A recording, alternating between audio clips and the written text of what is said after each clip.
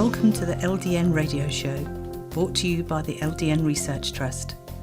I'm your host, Linda Elsiegood. I have an exciting lineup of guest speakers who are LDN experts in their field.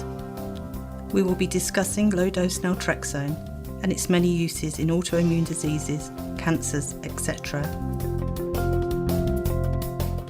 Thank you for joining us.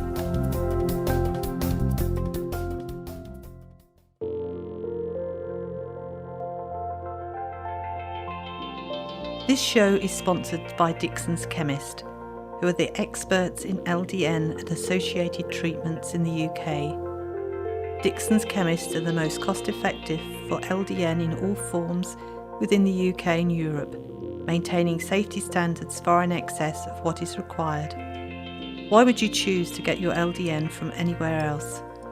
Call 0141 404 6545 today to speak to their LDN experts.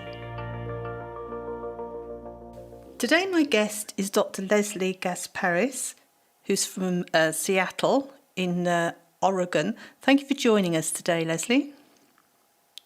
I'm happy to be here. Thank you. So before we start, let's find out first, what kind of a doctor are you? Are you an ND or a MD? I'm an ND, a naturopathic doctor. Mm-hmm. And what is your background? Well, I went to University of Washington for my undergraduate bachelor's degree, and then from there I attended Bastyr University for my doctorate in naturopathic medicine. And since then, I've been practicing for about 15 years. The first 10 were mostly primary care, and then in the last 5, I've concentrated on endocrinology, thyroid disorders, and hormone balance. Mm-hmm. So, is it mainly women you treat, or do you treat men and children as well? I do treat men and children. I'd say 2/3 of my practice is women, and the other 1/3 is men and children. I did my residency in a family practice, so did a lot of pediatrics early on, so I still will do that, although it's not my declared specialty at this time, but I still don't turn them away. I do really enjoy working with children, and of course men have thyroid problems and hormone issues. Yes. Women do too, just not quite as often with the thyroid that I see, so I see plenty of men as well. And I was reading your bio, which people can read online, that you treat infertility issues. Do you use LDN for that? You know, I do now. In the last 2-3 years, I have been addressing infertility with LDN, even when there's not necessarily an obvious autoimmune component, because I do find that balancing the immune system always is something important to do for infertility, and it's often overlooked. Mm-hmm. And what has your success rate been with using LDN? Pretty good. I have to say that I'm pretty happy with the outcomes of the infertility cases, especially when on their last stop. They've usually already seen fertility doctors, and what I do notice is that something like LDN and really focusing on thyroid as well are often overlooked. And so when we add those components to the fertility treatment, the creating the whole person so that pregnancy can happen, it seems to work, and we have a pretty good success rate with that. Mm-hmm. And how long have you been prescribing LDN now? Since 2009. Mm-hmm. So about 8 years. Yes, quite a while, isn't it? And I know that you treat hormone imbalance, as you were just saying, for men as well as women. If one of your patients come to you with symptoms of thyroid issues, what is your first steps that you take to helping them? My first steps are, well, I do an intake for about an hour. I talk to them about everything, all of their symptoms, emotional, physical, historical, and then I review all the records. I run blood tests, and then I start to treat. I treat nutritional, I treat hormone balance, I treat all angles of the immune system. So when they first come to my office, it's usually information gathering, although I will say that there's almost always room to start with something as benign and helpful as magnesium and vitamin D before I send them away for testing while we wait for the results. Mm-hmm. So I often do a few little things to start before I know more to help them feel better while we wait for their test results. Well, that's... I should think your patients really appreciate that, don't they? Well, they seem to. It's kind of fun because they almost always will feel better. I try to be sure their quality of life starts to improve from the minute they step in Mm-hmm. to the office to where we get them where they want them to be. It's important to me. So with patients who have thyroid issues, what dose do you start them on of LDN? Usually I'll taper starting at 1 milligram because there is often an autoimmune component. With Graves' disease, which is hyperthyroidism, I'll taper more slowly and I'll start with a 0.5 milligram, but I almost always have Hashimoto's cases that are not as volatile as Graves'. Therefore, in those cases, I'll start 1 milligram and I'll taper them up to 4.5 milligrams over about an 8-week period of time in most cases. Mm-hmm.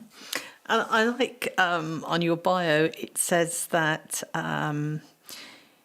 you give your patients tools they need so they can be in the driver's seat when it comes to accomplishing their goals.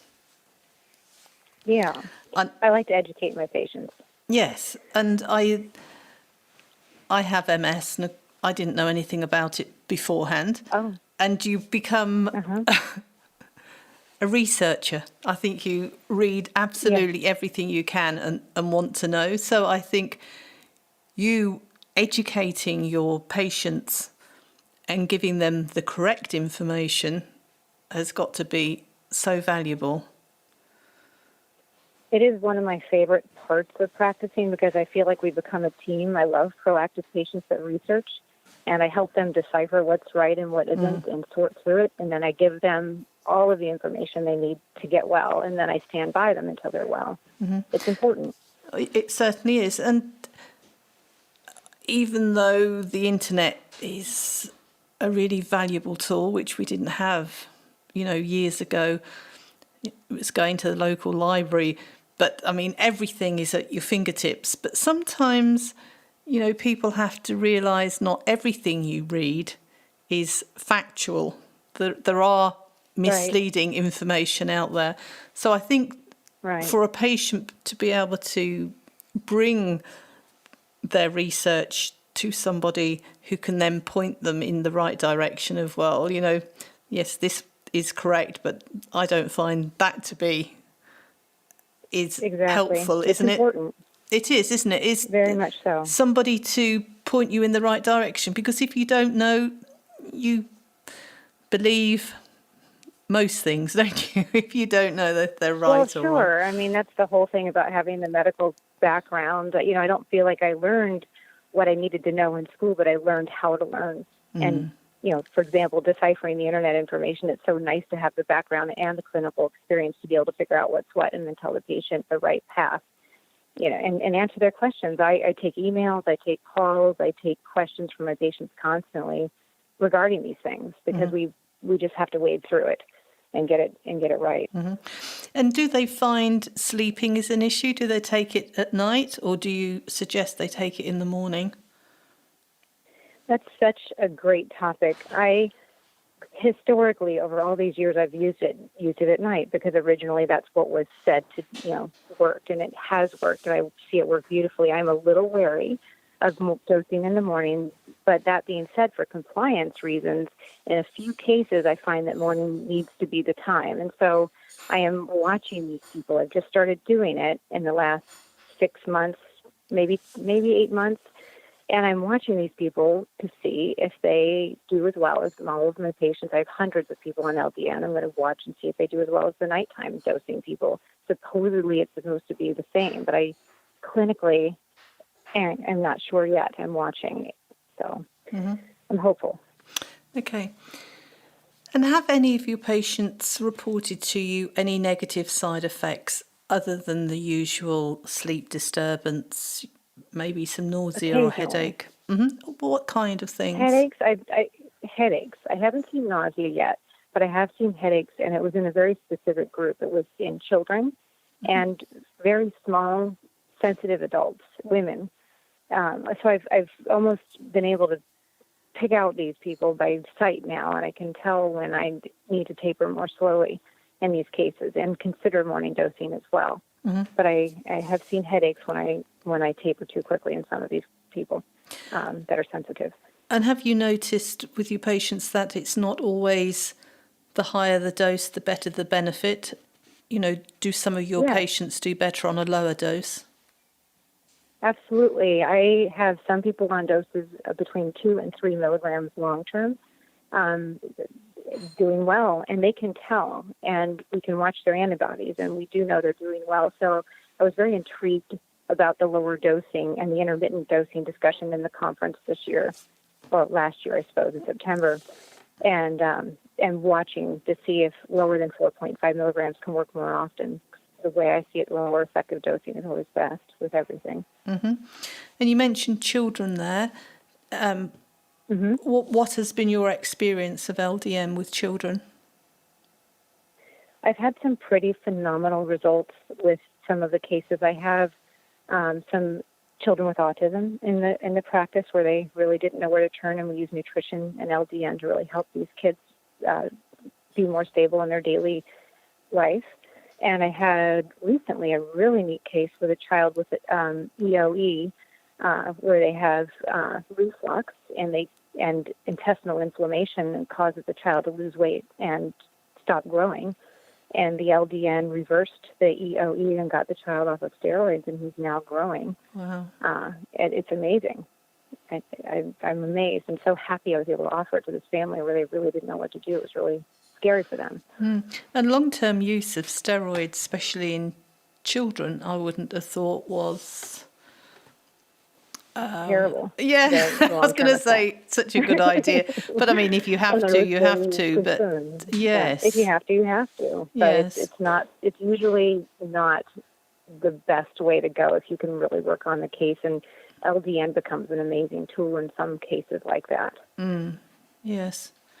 And men, what conditions have you treated men with LDN? Mostly Hashimoto's. I'm trying to think of all the cases. I have a few also where they were just sick all of the time. Sinus infections, ear infections, no end to infections. And the LDN stopped that vicious cycle, and we were able to get them back on a road to health. There was one other case where we just recently got someone with renal failure, and I put him on LDN, and he's actually no longer headed for dialysis. His doctor even had told him he was going to pass away in the next year or two, and he was actually doing very well, and I think LDN was a big part of that. Goodness. I haven't heard of that before. Amazing. Wow, yes. Yeah, well, I always try LDN because it won't hurt a case when the case is dire and we're not really sure what to do, and while I need to figure it out, I would start them on LDN, and it's often helpful. And what about the women, other than the Hashimoto's? I mean, do you, and of course you said about menopausal hormone imbalance, but things like polycystic ovaries, endometriosis, have you... Absolutely. LDN is wonderful for those cases, especially when there's cancer risk. And when there's, usually there's a family history of endometrial, cervical, or breast cancer in cases where there's a lot of estrogen proliferative disorder. So LDN becomes a useful tool in those cases as well. Help protect these patients. And I know you use nutrition, and if you had to pick the top 4 supplements that your patients take, and as I say, I know that you work on people as a one-to-one individual, but are there any overlaps that you can see in your suggestions for the nutritional supplements? Absolutely. Magnesium's a big deal, and vitamin D as well. And then adrenal support. Adrenal support, in my mind, is almost like LDN, where if you Of course, you have 15 different levels of adrenal support, but if you find the right one for the patient, it becomes incredibly useful for healing their immune system and their overall well-being as well. So I pretty much always find the right adrenal support as soon as possible with every case. And then after that, number 4, that's highly variable. Sometimes it's iodine, sometimes it's vitamin C, sometimes it's zinc or a gut healing formula, depending on the case. Number 4 becomes pretty variable. Okay. And gut health is really important, and organising these conferences, so many doctors talking about, the gut is the second brain. And so many people have gut issues and don't realise it. For myself, I had SIBO and didn't know it. I just thought I had to live with really bad stomachache all the time, and that was just how I was until I had it fixed. And it's that's just like, too bad. The SIBO is it's awful. It makes people very ill, and it's prevalent. We used to think H. pylori was prevalent. SIBO is more prevalent. That from my standpoint, and I find it's underdiagnosed and needs to be looked for more often. It's something I would say don't recognise in this country, or maybe it's just the doctors I know, but over in America you really do seem to recognise SIBO more than we do over here. So what do you do about gut health? I mean, as in diet as well as the supplements and et cetera, et cetera? Oh, sure. Well, I find LDN to be useful with gut health, too, because when your immune system is confused, the gut is going to be inflamed, and any particular bacterial overgrowth or bug, for that instance, it could be a parasite or fungal overgrowth, that is very easily going to happen in an immune system that's confused in the gut. So what I usually do is put them on an anti-inflammatory diet, and there's some variability in that depending on the case, but that's very important. We'll test for food allergies, we'll look for SIBO, and we'll rebalance the gut. I'll usually do a glutamine-based formula, probiotics. Sometimes if there is an overgrowth, we'll do a 90-day antibiotic. I use herbal antibiotics, but we'll do an antibiotic regimen or an antifungal regimen or a combo. So it depends on the case, but there's a lot to do usually in about the first 90 days for gut health in most cases, I'll have to say. Mm-hmm. And how long does it take for somebody who is suffering with stomach pains to be able to, I wouldn't say cure them, but for them to feel symptom-free?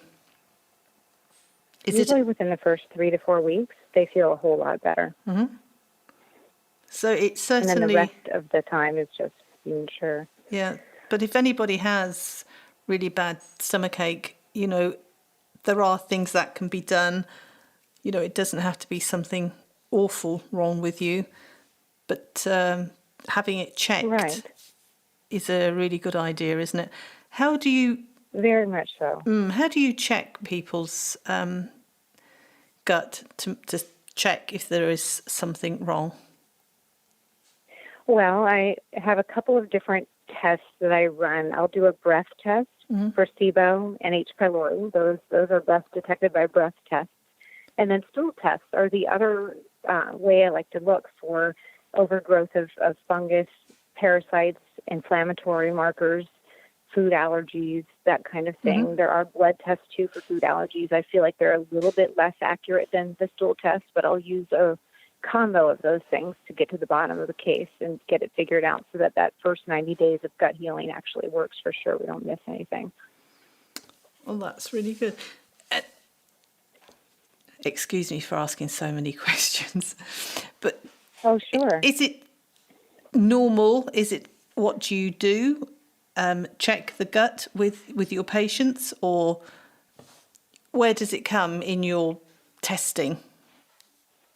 It definitely is one of the places I start if the gut health is part of the symptom complaint list. I ask probably 100 questions on their intake, and then I interview them for an hour. And if I have anything indicating that there's something wrong with their gut during any of that, I will address the gut and test. If I don't, and they're really focused on other issues, and their quality of life does not seem to be impacted at all by digestion and gut health, then I will circle back to it if needed later, depending on that case. But it's usually prevalent in, I'd say, 60-70% of cases as the initial workup.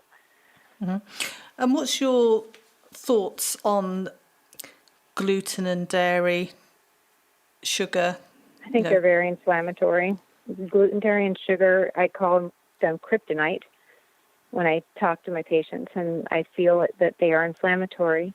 And in most cases, at some point, I will test for gluten and dairy sensitivity specifically, not only to prove to the patient that it's inflammatory, but to also have the data to help them make a decision to take those things out of their diet for the most part, or completely, depending on the test result. But all of my anti-inflammatory diet regimens do not have gluten, dairy, or sugar in them. Are there any other foods that you suggest your patients not eating? Well, just the processed foods, things that come in a bag. If you're not, able to pick it and see it in its raw form and understand what it is by looking at it, then you shouldn't probably be eating it. So I do, that's part of the education in our discussions, is we really do try to change the overall view and lifestyle of food and eating. I don't want people to be afraid of food and eating, but I want them to eat real food. And there is leeway to enjoy and go to restaurants, but I like people to foundationally eat an anti-inflammatory diet. That is so important, isn't it? And very much. And not only does it help with all the inflammation, to eat correctly, you lose weight. Everybody I've spoken to, without dieting, it's just a lifestyle change, Absolutely. isn't it? Yes. And that's a complaint of 90% of my patients is weight. They would like to lose weight, so that it fits perfectly in with that. I managed to go gluten-free, dairy-free, and processed sugar-free, and I try very hard not to have any of that. And I then was tested and found I couldn't eat eggs and yeast and mushrooms and certain fish and certain nuts, and the list was... Well, that's an interesting point. That can be hard when you have all of those added. Yes, very hard. And that's why I think the LDN can help. Yeah, so like the eggs, so when those outliers come, like the eggs and the mushrooms and blueberries and those outliers with food sensitivity come along in testing, I often believe that it's just an immune problem at that point. And if the LDN is around long enough, and if gluten, dairy, and sugar stay out long enough, those can all be reintroduced and the person can remain healthy. That's what I usually see and believe. So, it's interesting. I think the LDN is incredibly useful for that, to the multiple food allergies. Yes, because a restrictive diet is certainly not easy. It's not easy. It is not easy. No. I've been through there myself. I remember. It's not easy. It's easier, though, isn't it? I've been on it, I don't know, 3 or 4 years. But once you get used to it. Yes. It's a way of life. And I don't crave the things I used to, because I know, they're going to really upset my stomach if I have them. So isn't that a beautiful thing when your body knows what it needs and it doesn't want what it doesn't want? Yeah, you just look at it and think, no, that's not for me. I'll choose this. There's always healthier options. And I reversed type 2 diabetes. I'm now classed as a diabetic in remission. So I was so pleased about awesome. that. That's one of my favorite things. I love that. And I hope everybody knows that type 2 diabetes is almost always reversible. And that's fantastic. Well, you see, I don't think people are told that. I think you're told when you've I don't think they are told that once you've got it, you've got it. And you've got to learn to live with it. But to now, providing I carry on doing what I'm doing, not to have to worry that further down the line. I mean, my grandmother died of diabetes, but this was in 1960s, early 1960s, and they didn't know that she'd got diabetes, and she died of Of course. a really high sugar level, and she went into a coma. So I saw that, and I was 4 years old, frightened me to death. My mother had very bad diabetes, and it affected her kidneys. So when I was diagnosed, mainly because of all the steroids I was given originally when I had MS, I gained like 50 pounds in 6 months. Then it turned into type 2 diabetes. And I really thought that my life expectancy was going to be less because I'd been diagnosed with diabetes. But then to find, I'd reversed it, and I'm actually, you don't have the label taking away. The label's still there, but I don't care, providing all the test results are fine. Yeah. So if you've got any issues with type 2 diabetes, talk to your doctor, look at your diet.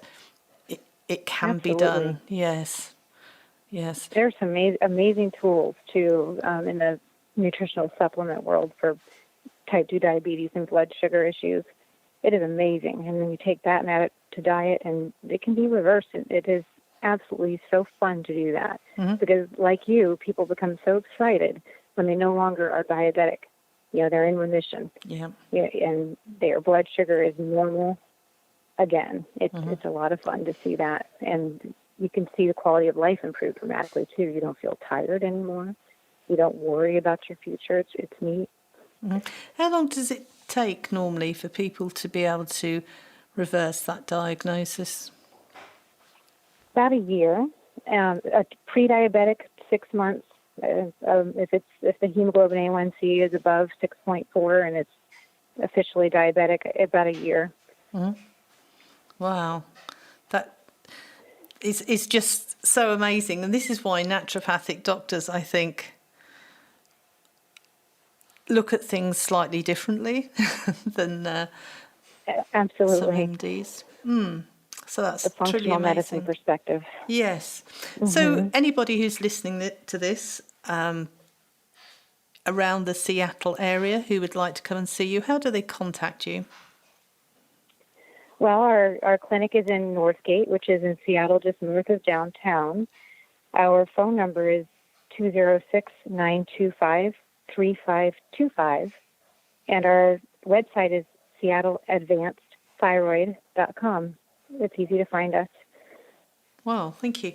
And do you open every day of the week? We're open Tuesday through Friday. No longer on Mondays. And what about times? What are your opening times? 10 a.m. to 5 p.m. Okay. Well, it's been really interesting talking to you. I've thoroughly enjoyed it. So thank you very much. You as well. Thank you, Linda.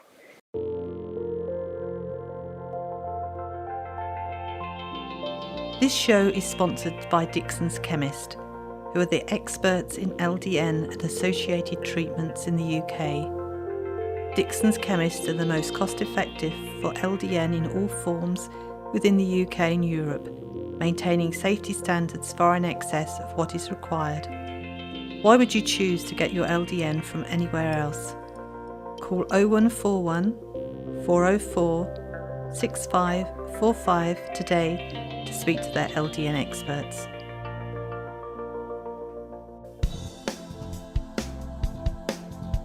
Any questions or comments you may have, please email me, Linda, Linda, at ldnrt.org. I look forward to hearing from you. Thank you for joining us today. We really appreciated your company. Until next time, stay safe and keep well.